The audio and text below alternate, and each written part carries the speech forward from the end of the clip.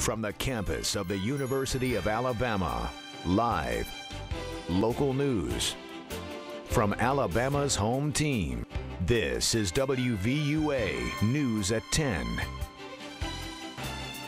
Ahead at 10, the latest on the 3 women found in Ohio after they went missing around 10 years ago. Plus, Westboro Baptist Church has developed quite the reputation over the years, from picketing and protesting certain events at certain places. So what did the people on the University of Alabama campus have to say when they heard that Westboro Baptist was coming to our neck of the woods? I'm Victoria Sheehan, and I'll have that story for you straight ahead. Tuscaloosa parks may soon get millions of dollars in upgrades. I'm Travis Leader. Find out where it's going towards. Thanks for joining us. I'm Tamika Alexander. And I'm Daniel Sparkman. They were out of sight, kept in captivity, but their families never gave up hope. And tonight, the 3 Ohio women found after being missing for years are back with their loved ones, and 3 brothers are behind bars. Tori Dunnan reports from Cleveland. A happy scene outside the home of Gina DeJesus, the day after she was miraculously found alive. Her family believes divinity played a part in her rescue after nearly a decade in captivity. Did you ever give up? Did you ever think No, never. I would never give up. I always believe in God. I have faith in God. I knew she was coming home. Police responded quickly on Monday after a frantic 911 call from 27-year-old Amanda Berry, who had been missing for years. I've been kidnapped and I've been missing for 10 years, and I'm here. I'm free now. Neighbor Charles Ramsey is credited with helping her get to safety. I'm trying to get the door open and can't, because he didn't torture chambered it some kind of way and locked it up, right? So I did what I had to do and kicked the bottom of it, the door, and she crawled out of it. She grabbed her baby, but threw me off. All right, so fine. I got some girl and her kid. The 3 women were examined at a local hospital and released. Police say they believe the young child Amanda Berry brought with her out of the house is her daughter.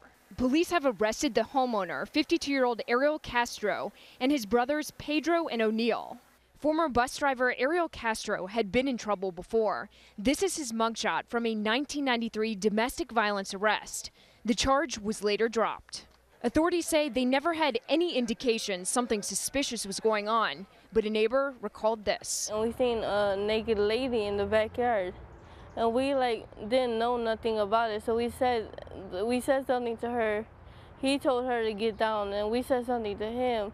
He told her to get in the house, and he ran behind the cars and got in the house. Investigators say they plan to interview all 3 of the arrested brothers on Wednesday. Sex crime specialists have also been called in as part of the investigation. Authorities say most likely they'll continue to be here on the scene for at least a few days as they gather evidence inside this home. At the same time, we're still waiting for the suspects to be charged. In Cleveland, I'm Tori Dunnan reporting. As FBI agents continue to piece together the puzzle, they're also talking to neighbors for more information. In addition to that, they're also talking to those 3 women that eventually will talk to the 3 suspects. And the controversial church planning a protest at the University of Alabama has others planning counter-protest and speaking out. They do. Westboro Baptist Church from Topeka, Kansas is planning to picket the university on Saturday, May 18th. WVUA spoke with a member of the church who says they want to remind the university of, quote, the wrath of God that visited 2 years ago. Once the church posted their planned picket, petitions and Facebook groups against the visit began popping up all over the internet.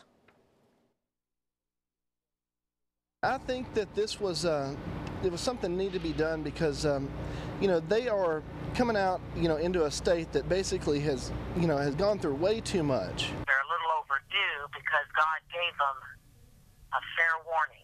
It's called an adumbration. That tornado slipped through there at God's hand. That should have struck some fear of God in that place, and it didn't. UA officials say Westboro Baptist Church has not contacted them about coming on campus. Westboro Baptist has also developed a negative reputation all across the country. But what do people here in Tuscaloosa think about the group coming into their hometown? WVUA's Victoria Sheehan spoke with several people on the University of Alabama campus today. And Victoria, what type of reaction did people have? Well, the people I spoke with say even though this group coming to campus is extremely undesirable, residents and students here say they're determined to make sure the city's reputation remains a good one. You know, there's the world that I wish I lived in, and there's the world that I do live in. The world that I do live in means that we have a way that we have to deal with these things, and there are rights that I want, and there are things that I want to be able to go public and say. And that's why Ricky and others on UA's campus believe that free speech is more important than letting one unfavorable group get a rise out of the Tuscaloosa community. People are just like, there's a blurb on CNN about it, like, oh, you know, these guys are coming and I guess we're going to deal with it. So I don't really know how visceral the reaction is going to be anymore. But some say Westboro Baptist's visit could even bring Tuscaloosa closer together. I believe adversity builds character. It's going to make Tuscaloosa become closer, stronger as a unit. So if they want to come here attacking us about things that we feel that we're not personally responsible for, I think it's kind of wrong for them to believe that. Wrong or right, the people I spoke with had a message, not for Westboro Baptist, but for residents of Tuscaloosa and students of the university, that Southern hospitality is sometimes the best weapon of choice. I think that the first reaction is to be angry and say, to protect our neighbors and our friends who are affected by the tornado, and say, no, you can't come here, you can't do this. But, you know, if we're going to practice what we preach, you know, we need to tell Westboro Baptist, the God that we know says practice compassion and love and kindness. Even though they're coming down here, to be respectful toward them, because even though you don't agree with them, it is their opinion, and, you know, have freedom of speech, so just respectfully disagree with them and try not to cause any ruckus. Now, a lot of people disagree about the amount of attention this group has, media attention this group has received.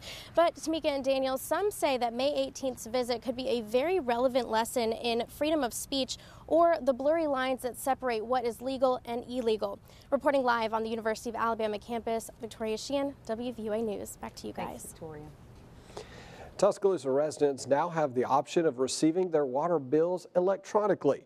The city water department is now accepting enrollments for paperless billing. To sign up, you go to tuscaloosa.com/ebill and follow the directions. City leaders expect younger generations to take advantage of e-billing. Water and Sewer Director Jimmy Junkin says e-billing is also a cost-effective strategy. The more people that are on electronic billing, the less of an issue it is for us to get the paper copies out. Hopefully a little less expense and able to provide the service cheaper. Junkin also says a 10 to 15% participation can save the city $40,000 to $50,000. The first electronic billing will be issued June 1st. Tuscaloosa city leaders are awaiting new plans for the Bama Bell. Thad Gardner, the new owner of the Bama Bell, is expressing plans to keep the boat at its current dock in downtown Tuscaloosa. According to city officials, they're also waiting more details on business and financial plans, as well as the boat's operational status. The boat is currently not working due to recent floods. A multi-million-dollar Tuscaloosa Parks and Recreation plan is one step closer to becoming reality. WVUA's Travis Leader joins us now live in the studio with the latest. What may be coming to local parks, Travis? Well, there are many needs being addressed with this plan, and some of these proposals are the first of its kind for the city. We have fallen behind most communities in Alabama with things like splash pads and bicycle trails, things that the public has been demanding more of, things that they see when they go visit other cities. $1 million of the funding would go towards playgrounds, and Paris Gary Miner says this is a critical need for the area. We're dozens and dozens of playground units short, and that's something we just have not addressed in any kind of major way in a long time in Tuscaloosa. Some of these playgrounds will be suitable for older ages as well, which parents are happy to see. It gives them a lot more activities to do at the park and gives them something to look forward to. You just want them to stay active, get out and socialize instead of being stuck on electronics. $400,000 would go to a new skate park at Palmore Park. This would be the first of its kind in Tuscaloosa. For years, Para has been getting complaints that we don't have one or requests to build one, and so I think this is going to be really popular, and it's a much needed feature. One need this funding would not address is park improvements for many of the athletic facilities, which still may need cooperation from every government in the county. Para is a countywide authority, and so whatever we do needs to be in the best interest of the residents of the county, residents of Northport, and residents of the city, and I think all involved want to do that. So I feel very good about a positive outcome. Now, some of the other proposals include incorporating a dog park in Sokol Park. Bowers Park would receive a water slide and a splash pad. Also, a large capacity storm shelter would be built at the McDonald Hughes Center. The funding still must pass other council committees before final approval. Tamika? Thanks, Travis. Today was a great day to head out to the park, but will this great weather stick around? Chief Meteorologist Richard Scott joins us now. Richard, how long can we expect this nice weather to stick around? Hey, Tamika, at least a couple more days for more changes are likely just in time for this weekend planned 60 right now. Tuscaloosa, hey, feels pretty nice out. In fact, that's higher than our actual high temperatures over the past several days thanks to the rain, clouds, and upper level low. It's finally moved out. The cloud cover's out here, skies are clear, and it's going to be a cool start to tomorrow, but overall tomorrow's going to be a great looking day. Here's that forecast for early tomorrow morning around 7 a.m. Temperatures in the low 50s, a little fog possible. Then it gets much warmer. How about some 80s tomorrow? We'll talk more about that forecast. Plus, look at the weekend outlook. Weather is coming up. Turning now to your home team Crime Watch, a cold case in Tuscaloosa now has answers. It's been 14 years since Stephanie Collins was found shot to death, but now a Tuscaloosa man has pleaded guilty to felony murder, resolving the case. Eric Harton had been charged with capital murder by pleading guilty to a reduced charge. He will avoid a trial and possible death sentence. 21-year-old Stephanie Collins was found in September of 1999 on Moody Swamp Road. According to Lieutenant Kip Hart with Tuscaloosa Metro Homicide, investigators chased several leads, including Harton, during the investigation. Hart told us a connection was made between Harton and Collins with DNA evidence. We will continue to seek justice for all of the unsolved cases that we have right now, even though it took almost 14 years from the time she was found to the time he was sentenced. There's new evolution in DNA, and it just took the investigators time to track down the witnesses again and re-interview them and get the evidence submitted again to bring resolution. Since Harton has pleaded guilty, he will serve life in prison for killing Stephanie Collins. Now to the latest news from the Alabama legislature. The Alabama State House has passed a sweeping revision to Medicaid that replaces the way the program delivers and pays for care with regional managed care operators. Under the legislation passed today, the state Medicaid agency will no longer bear financial risk, but will instead assume the role of contract administrators. Officials expect savings of $50 million to $75 million over 5 years. No current services will be eliminated. Nursing home patients, dental, mental health, and pharmacy programs will not be affected until 2016. The Alabama Senate worked late into the night tonight to approve an education budget and a 2% pay raise for K-12 employees. The Senate voted 22-11 for a nearly $5.8 billion budget that would increase spending slightly on schools next year. Then it voted 18-16 to give teachers a 2% pay raise.